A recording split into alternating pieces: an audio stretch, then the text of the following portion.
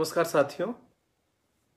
आज अंतर्राष्ट्रीय मानवाधिकार दिवस है और जैसा कि हम जानते हैं कि 10 दिसंबर 1949 को अंतर्राष्ट्रीय स्तर पर सार्वभौमिक मानवाधिकारों की घोषणा की गई थी और 10 दिसंबर 1950 से हर वर्ष अंतर्राष्ट्रीय मानवाधिकार दिवस 10 दिसंबर को मनाया जाता है। और अब लगभग 70 साल इसको हो गया है। तो आज हम थोड़ी सी चर्चा मानवाधिकार और सामाजिक न्याय दोनों के संदर्भ में करेंगे। तो पहली बात तो यह है कि मानवाधिकार क्या है। भारत में आजकल जिस तरह की सत्ता है और जिस तरह के विचार के लोग पावर में हैं, वो लोग मानवाधिकार कार्यकर्ताओं, मानवाधिकारवादियों को लेकर के जिस भाषा में बात करते हैं और जिस ढंग से उनकी बातचीत होती है, उससे ऐसा लगता है कि वो मानवाधिकार को जैसे दानवाधिकार की तरह प्रकट करते हैं।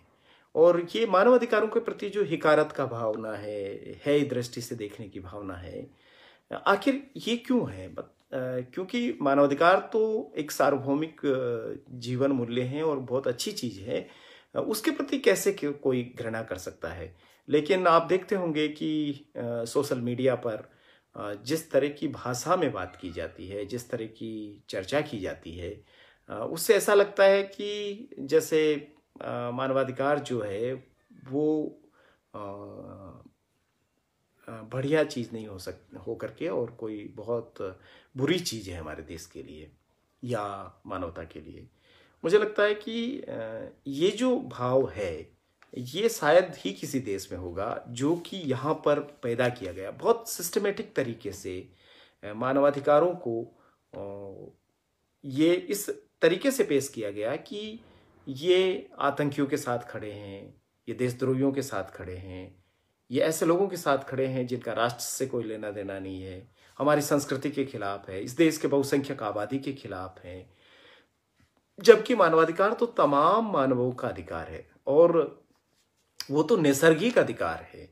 जो व्यक्ति मानव के रूप में पैदा हो गए हैं, वो चाहे किसी देश में पैदा हो गए, किसी धर्म में पैदा हो गए, किसी जाति में पैदा हो गए, चाहे कोई भाषा बोलते हों, कोई भी रंग हो उनका, किसी भी प्रकार का पहनावा पहनते हों, कोई भी खान पान करते हों, वो सब जो मानव हैं और इंसान के रूप में आ चुके हैं, वो सबको मानवाधिकार प्राप्त है और उनके जन्म से प्राप्त है।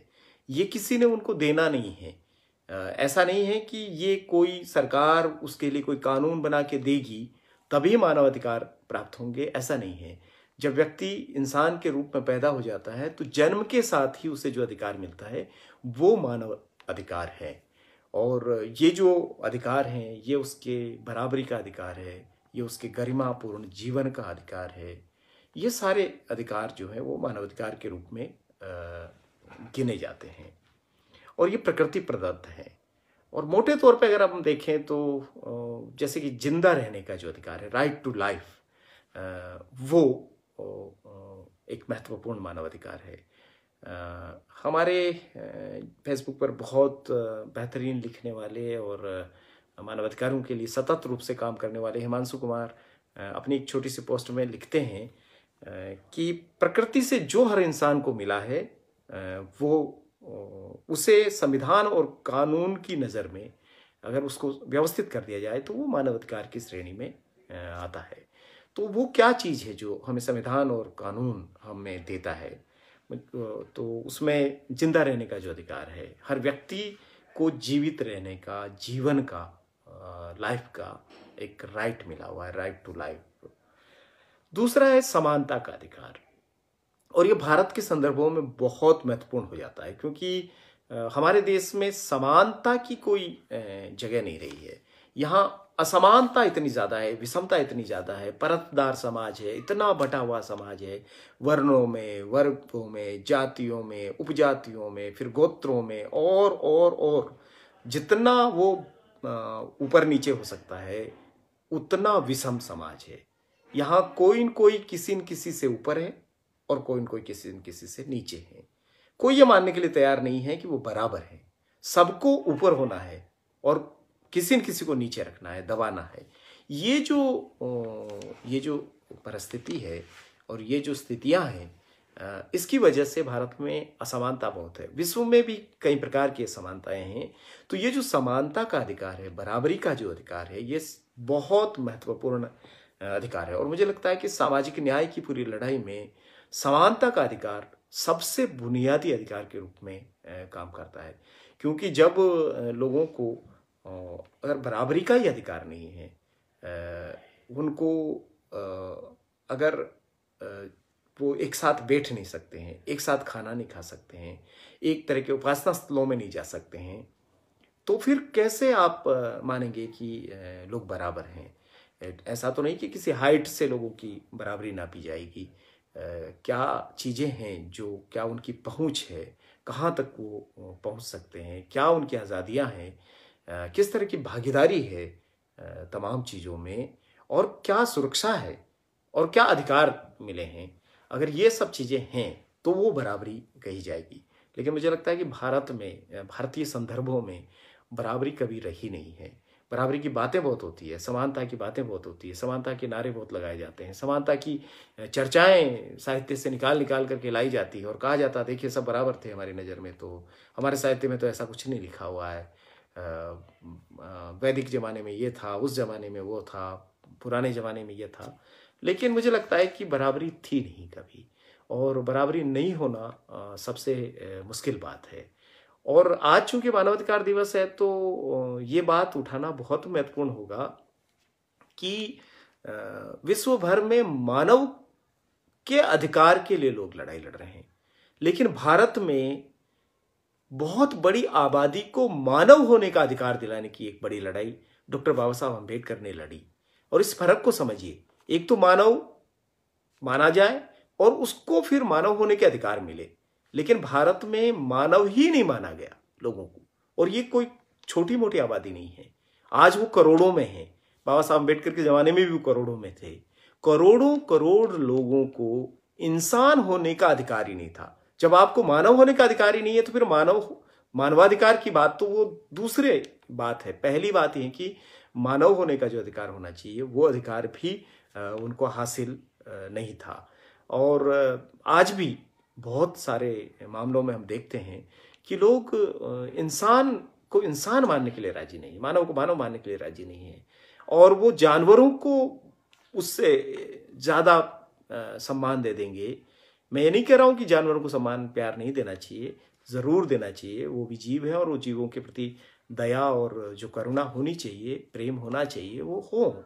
लेकिन जो लोग गाय को माँ मान लेंगे, उनको बहुत सम्मान देंगे, गौ माता की रक्षा करेंगे, वो सब कुछ करेंगे, उसके पेशाब को भी, गौमूत्र को भी पवित्र मान के पी जाएंगे, वो लोग अगर उनको अपने से दूसरी, जिसको वो नीचे मानते हैं, उस जाति का अगर छुआ हुआ पानी पीने के लिए कहा जाए तो पिएंगे नहीं। वो गाय को पवित्र मानेंगे लेकिन उस इंसान को अपवित्र मानेंगे और उससे दूरी बनाएंगे। तो ये जो जानवर को भी आप एक आपके प्यार का और आपके सम्मान का अधिकारी मानते हैं, लेकिन इंसानों को नहीं मानते हैं, इससे ज़्यादा भयानक क्या बात हो सकती है। और आपने कई सारी बातें पढ़ी होगी, सुनी होगी। हरियाणा में झज्जर में 5 दलितों को इसलिए जिंदा जला दिया गया क्योंकि वो मरी हुई गाय का खाल उतार रहे थे। और बाद में धर्म के ठेकेदार संगठनों के अधिकारियों ने, पदाधिकारियों ने ये कहा कि हमारे लिए मरी हुई गाय ज़्यादा महत्वपूर्ण है जिंदा दलितों से। इससे ज़्यादा भयानक क्या बात हो सकती है। या हम इस देश के कई अल्पसंख्यकों की जो मॉब लिंचिंग में निर्मम हत्याएं की गई, उस संदर्भ में देखें तो वहाँ भी उनके लिए जानवर महत्वपूर्ण है, इंसान महत्वपूर्ण नहीं है। आप कह सकते हैं कि आपकी आस्था का प्रश्न है, लेकिन आपकी आस्था इंसानों में क्यों नहीं है? आपकी आस्था जानवरों में है, आपकी आस्था मूर्तियों में है, आपकी आस्था किताबों में है, लेकिन इंसानों में, जिंदा इंसानों में आस्था क्यों नहीं है? उनमें भरोसा क्यों नहीं है? ये प्रश्न केवल भारतीय लोगों के लिए नहीं है। मुझे लगता है कि दुनिया भर में जितनी कट्टरपंथी ताकतें हैं, जितने धार्मिक कट्टरपंथी लोग हैं, इंसानों को मार रहे हैं, भून रहे हैं, बम फोड़ रहे हैं, उन तमाम लोगों से ये प्रश्न है कि आपका किताब में, आपका किसी जगहों में, किन्हीं इमारतों में आपका इतना विश्वास है, लेकिन आपका जिंदा लोगों में, जो आप ही जैसे लोग हैं, जीवित इंसानों में भरोसा क्यों नहीं है। और मुझे लगता है कि इस पर आज हमें मानवाधिकार दिवस पर ज़रूर सोचना चाहिए कि क्या हम जिंदा इंसानों में यकीन करें या प्रतीकों में, मूर्तियों में, किताबों में, या जानवरों में, या और चीज़ों में आस्था के नाम पर हम लोगों की हत्याएं करते रहे। जिस तरीके का मानवाधिकारों का हनन भारत में हो रहा है, और जब भी आप मानवाधिकार की बात उठाएंगे, आप फांसी की सजा के खिलाफ बोलिए तो लोग आपको कहेंगे आप टेररिस्टों के दोस्त हैं। आप कश्मीर में इतने लंबे समय तक उनकी मर्जी के खिलाफ जो कुछ आपने किया, और उसके बाद जिस तरीके से उनके जीवन को आपने कैद करके रखा, और उस पर आप बात उठाएंगे तो आप कहेंगे आप कश्मीर के अलगाववादियों और आतंकवादियों के साथ हैं। आप आदिवासी इलाकों में जल जंगल जमीन को बचाने की लड़ाई लड़ रहे आदिवासियों के पक्ष में खड़े होंगे तो आपको कहा जाएगा कि आप नक्सलवादी हैं, नक्सल समर्थक हैं। आप जंगल में नहीं जाकर के आप शहर में बैठ करके उनके पक्ष में अगर लेख लिख देंगे, भाषण दे देंगे, कविता पढ़ देंगे, एक कार्टून बना देंगे, या कोई सभा कर लेंगे, ज्ञापन दे देंगे, तो आपके लिए अर्बन नक्सल शब्द खोज के लाया गया है। और कितनी दुख की बात है, कितनी शर्म की बात है हमारे लिए, हमारे देश के लिए, कि इस देश के बहुत नामचीन लोग, जिसमें वरवरा राव जैसे कवि हैं, डॉक्टर आनंद तेलतुंबड़े जैसे बुद्धिजीवी हैं, लेखक हैं, शिक्षक हैं, सुधा भारद्वाज जैसी विधिवेता है, एडवोकेट हैं, मानवाधिकारों की पैरोकार करने वाली जीएन साईं बाबा जैसे शिक्षक हैं, इन तमाम लोगों को आपने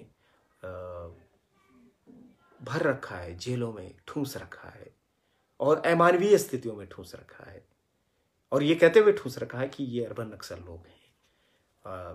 भीमा कोरेगांव का जो पूरा मामला आपने बनाया है, और मर्जी पड़े जिसके खिलाफ आप जब चाहे राष्ट्रीय सुरक्षा कानून लगा सकते हैं, जब चाहे सिटीजन की धाराएं लगा सकते हैं। तो हम एक देश के रूप में, एक लोकतंत्र के रूप में, हमें और ज़्यादा परिपक्व होने की ज़रूरत थी। हमें उसके बजाय हम और ज़्यादा सिकुड़ रहे हैं। हम लोकतंत्र को न केवल कमज़ोर कर रहे हैं, बल्कि हम अपने संविधान और उसमें जो मूल्य हैं उसको भी कमज़ोर कर रहे हैं। तो संविधान की उद्देशिका में जो कहा गया, स्वतंत्रता, न्याय, समानता और बंधुता, उन जीवन मूल्यों के बारे में हम किधर जा रहे हैं? या हमारे जो मौलिक अधिकार है, चाहे वो अभिव्यक्ति की आज़ादी का प्रश्न ही क्यों न हो, आज कितना जगह जगह पर अलग अलग सत्ताएं जिस तरीके से अभिव्यक्ति को रोक रही है, वो अपने आप में ही एक भयंकर बात है। कोई भी सवाल उठाए, कोई भी आंदोलन करे, आपको हर एक आंदोलन ऐसा लगता है कि ये देश के खिलाफ साजिश है। अगर जेएनयू के छात्र हों, चाहे जादवपुर यूनिवर्सिटी के छात्र हों, जामिया के छात्र हों, चाहे अलीगढ़ मुस्लिम यूनिवर्सिटी के हों, चाहे टाटा इंस्टीट्यूट के हों, या और जगहों के छात्र छात्राएं जब अपने सवाल उठाते हैं, चाहे उनकी छात्रवृत्तियों के सवाल हों, चाहे वहाँ जो मेस भत्ता है, या वहाँ हॉस्टल और भी प्रकार के, या वहाँ जो शोध वृत्तियाँ दी जाती है वो सवाल हों, उन सारे सवालों पर जब भी कोई बात होती है तो वो सवाल भी सत्ता को बर्दाश्त नहीं है। वहाँ पर पुलिस भेज दी जाती है, सीआरपीएफ लगा दी जाती है, और तो और गुंडे भेज दिए जाते हैं, और गुंडे वहाँ घुस करके यूनिवर्सिटीज़ में बच्चों को मारते हैं। इससे ज़्यादा भयानक क्या बात हो सकती है? आपने किस तरह का देश और किस तरह की चीज़ें बना दी है, जहाँ शिक्षा अपने आप में एक बड़ा मानवाधिकार है, वो शिक्षा का अधिकार इंश्योर हो, वो सबके लिए समान हो, फ्री हो, उसके बजाय शिक्षा को पूरी तरीके से निजी हाथों में सौंपने के लिए नई शिक्षा नीति लाई गई। जो उच्च शिक्षा के संस्थान हैं, इदारे हैं, वहाँ से वंचित जमातों को बाहर करने के लिए सारे प्रयास किए जा रहे हैं, ताकि लोग पढ़ ही नहीं पाए। दलितों का, आदिवासियों का, पिछड़ों का, ग्रामीणों का, किसान, मजदूर और अल्पसंख्यकों के जो बच्चे शिक्षा की दहलीज तक पहुंच रहे हैं, वो नहीं पहुंच पाए। उसकी पूरी प्रयास किए जा रहे हैं। देश की बहुत बड़ी आबादी जो हमारी अल्पसंख्यक आबादी है, उसको नागरिकता के नाम पर किस तरीके से छला जा रहा है वो हम सबके सामने है। शाहीन बाग जैसे जो आंदोलन हुए उसकी खिल्ली उड़ाई गई कि ये क्या आंदोलन हो रहे हैं, 500-500 रुपए लेकर के आंदोलन किए जा रहे हैं।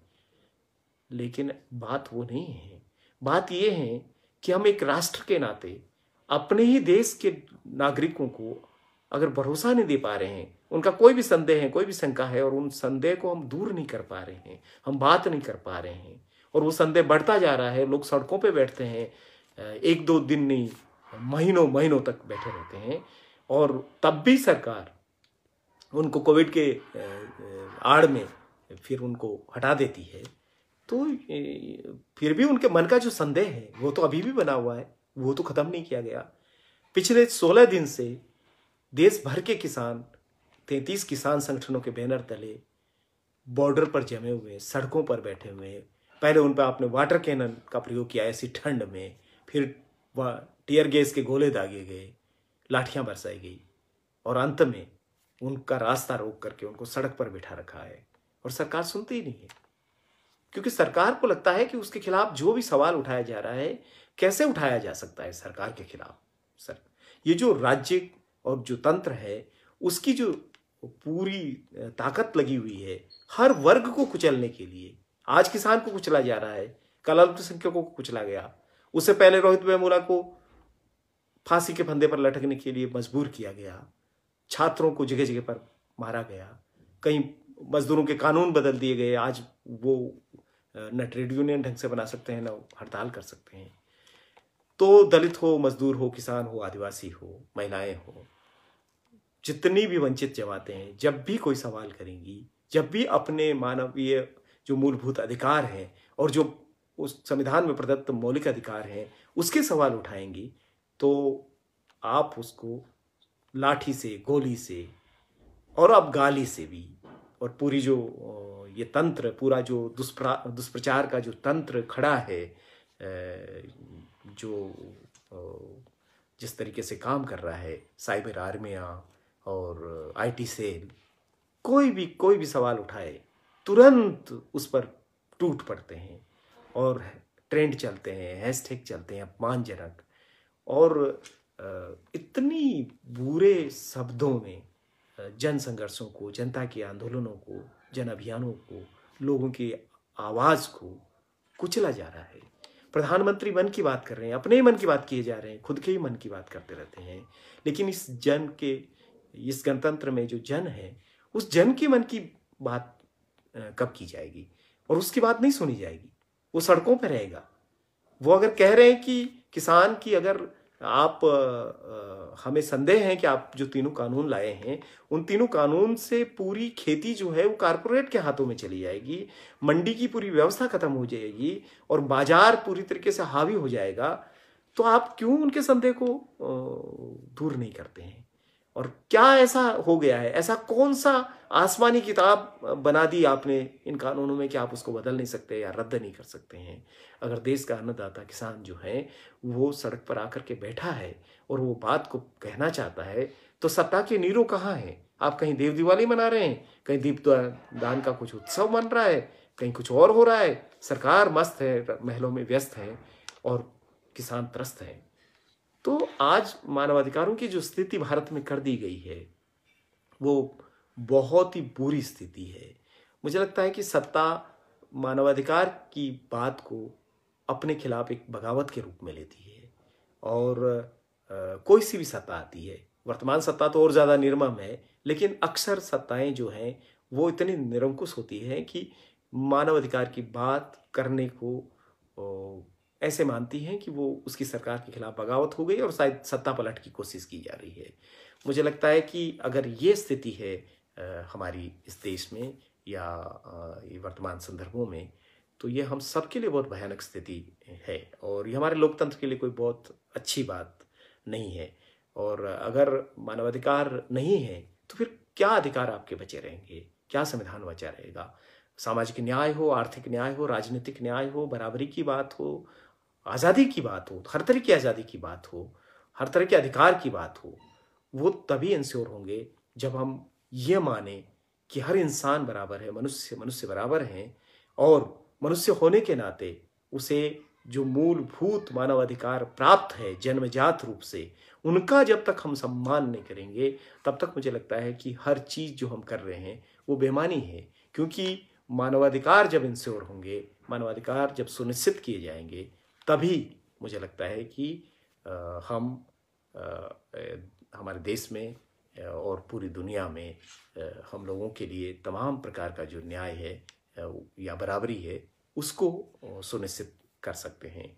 और वो अगर हम नहीं कर पाए, अगर हम मनुष्यों को उनके अधिकार नहीं दे पाए और उनमें कटौती करते हैं, तो मुझे लगता है कि ये जो अशांति है, जो तमाम तरह के उपद्रव हैं, तमाम तरह के जो आंदोलन हैं, तमाम तरह की जो असहमतियाँ अशांतियाँ हैं, वो बनी रहेगी, वो और बढ़ती जाएगी। और वो किसी भी बेहतर दुनिया के लिए ठीक बात नहीं है।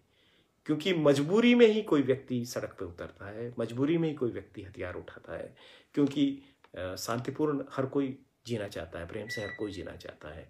लेकिन आप अगर इतना दमन करिए और करते जाइए, तब मुझे लगता है कि फिर बहुत मुश्किल हो जाता है। अंत में एक दिन उठ के खड़े हो जाते हैं लोग, और फिर उसके खिलाफ बगावत उठ खड़ी होती है। तो अगर एक बेहतर शांतिपूर्ण दुनिया चाहिए, अगर एक ऐसी निरापद दुनिया चाहिए जहाँ हम सब लोग ठीक से रह सकें, तो उसकी बुनियाद बंदूकों के साये में, संगीनों के साये में आप डरा करके कोई शांति नहीं ला सकते हैं। और डरा करके लाई गई शांति मरघट की शांति है। मरघट की शांति अस्थायी होती है। अगर कोई स्थायी शांति चाहिए, तो वो एक न्यायपूर्ण समाज बनाने से, बराबरी का समाज बनाने से, स्वतंत्रता का समाज बनाने से जो शांति आएगी, वो शांति असली शांति होगी। तो दुनिया की बहुत सारी मुसीबतों का जो हल है, वो हल इसमें है कि हम जो संसाधनों का असमान वितरण है, उस असमान वितरण को सही करें। ये जो संसाधन किसी के पास बहुत ज़्यादा है और किसी के पास बहुत कम है, कोई बीपीएल में है और कोई 4,000 कमरों के मकान में रहता है, किसी को सरकारी ट्रांसपोर्टेशन भी उपलब्ध नहीं है और कोई प्राइवेट चार्टर में उड़ रहा है। ये जो फ़र्क है, इस फ़र्क को अगर हमने नहीं मिटाया, तो मुझे लगता है कि जो आज अमीरी भोग रहे हैं, वो भी कोई सुरक्षित नहीं है। जो आज बहुत कुछ इकट्ठा कर ले रहे हैं, वो उनका संचित धन या कोई भी संचित धन हो या कुछ भी हो, वो संचित रहने वाला नहीं है। क्योंकि अशांत समाज में आप क्या कर लेंगे? क्या आप अलग टापू बनाएंगे जहां जा करके रहेंगे? तो ये समस्या केवल गरीब की समस्या नहीं है, ये समस्या अमीर की भी है, गरीब की भी है, तमाम लोगों की समस्या है।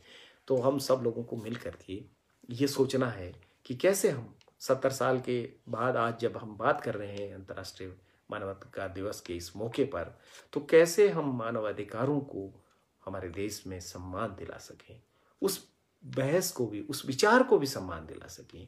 आज जो खिल्ली उड़ाई जा रही है मानवाधिकारों की, आज मानवाधिकार के पक्ष में लड़ने वाले कार्यकर्ताओं को जिस तरीके से रोंदा जा रहा है, जिस तरीके से जेलों में डाला जा रहा है, ये निंदनीय कार्य है इस सत्ता का। और मैं मानवाधिकार दिवस के इस मौके पर इसकी घनघोर रूप से निंदा करता हूँ कि किसी सत्ता को यह हक नहीं है कि मानवाधिकार के लिए लड़ने वाले जो प्रहरी हैं, उनको इस तरीके से जेलों में ठूंसे और उनके साथ इतना क्रूर व्यवहार करे। ये बिल्कुल भी ठीक नहीं है। और ये अंतर्राष्ट्रीय स्तर पर भी हमारे देश की छवि के लिए बहुत नुकसानदायक बात है। आप इस देश के बेहतरीन सोच के जो लोग हैं, उनको जेलों में डाल करके मार डालने की जो कोशिश कर रहे हैं, उससे इस देश का भला होने वाला नहीं है। इस देश का भला तो हम सब लोगों की बात सुनेंगे, सब तरह की आवाज़ों को जगह देंगे, सब तरह की जो विविधता है उसको अगर मान सम्मान देंगे, तब जाकर के कुछ चीज़ होगी। अगर हम एक ही खान पान के, एक ही धर्म के, एक ही जाति के, एक ही तरह के, एक ही किताब पढ़ने वाले, एक ही जगह पे जाने वाले, एक ही आस्था के लोगों का देश बनाना चाहते हैं, तो मुझे लगता है कि हम एक ऐसी अंधेरी सुरंग की तरफ बढ़ रहे हैं, एक ऐसे अंधेरी खाई में गिर रहे हैं जहां कोई सुबह नहीं होने वाली है। और मानवाधिकारों की खिल्ली उड़ाने से अंत में हम हमारे मानव होने की खिल्ली भी उड़ा रहे हैं। तो मेरा तो आज यही निवेदन है कि जो मानवाधिकार हनन की प्रक्रियाएं इस देश में हैं वो तुरंत रोकी जाए। जिन मानव अधिकार कार्यकर्ताओं को विभिन्न आरोपों में, झूठे मुकदमों में फंसा करके जेलों में डाला गया है, उन सब लोगों को रिहा किया जाए और मानवाधिकारों को इंश्योर किया जाए। लोगों के शिक्षा का अधिकार, चिकित्सा का अधिकार, पोषण का अधिकार, सुरक्षा का अधिकार, गरिमापूर्ण जीवन का अधिकार, समानता का अधिकार, न्याय का अधिकार, शांतिपूर्ण सहअस्तित्व का अधिकार, आज़ादी का जो अधिकार, ये जो तमाम अधिकार हैं, ये अधिकार सुनिश्चित किए जाए, तब हम एक बेहतर देश बना सकते हैं, एक बेहतर दुनिया बना सकते हैं। आप सब लोग जुड़े, बहुत बहुत धन्यवाद। आपके कमेंट्स मैं नहीं देख पाया और न ही मैं उसका जवाब दे पाया, उसके लिए मैं माफ़ी चाहता हूँ। पुनः आज मानवाधिकार दिवस पर आप सब साथियों को बहुत बहुत शुभकामनाएं, धन्यवाद। और इस प्रण के साथ कि हम भारत में मानवाधिकारों के सजग प्रहरी की भूमिका में खड़े रहेंगे, उसकी कोई भी कीमत चुकानी पड़े। हम इंसान के जो मौलिक मूलभूत मानवीय अधिकार हैं उसके पक्ष में खड़े रहेंगे। हम इस विचार के पक्ष में खड़े रहेंगे कि हर मनुष्य बराबर है, कोई ऊंचा नहीं, कोई नीचा नहीं है, किसी भी रूप में, चाहे वो किसी जाति संप्रदाय का। हम इस विचार के साथ दृढ़ रहेंगे कि ये देश सबका है, सबने इस देश को बनाया है। और मानवाधिकार दिवस पर ये इस संकल्प के साथ मैं अपनी बात को ख़त्म करूँगा कि न केवल नागरिकों के लिए बल्कि तमाम मानवों के लिए हम अपने देश को एक बेहतरीन जगह बनाएंगे। वो चाहे किसी भी दुनिया के किसी भी हिस्से का, किसी भी धर्म का, किसी भी भाषा का, किसी भी पहनावे और किसी भी आस्था के व्यक्ति अगर हमारे बीच में हैं और आते हैं तो हम उनका दिल खोल करके स्वागत करेंगे और हम इस देश को बेहतरीन मानवाधिकारों का देश बनाएंगे। और मानवाधिकारों की जो सूचकांक है उस पर ये देश बहुत सर्वोच्च स्थान पर पहुँचे। मैं इस अवसर पर आप सब लोगों को बहुत धन्यवाद और बधाई देता हूँ। आपने सुना, बहुत बहुत शुक्रिया।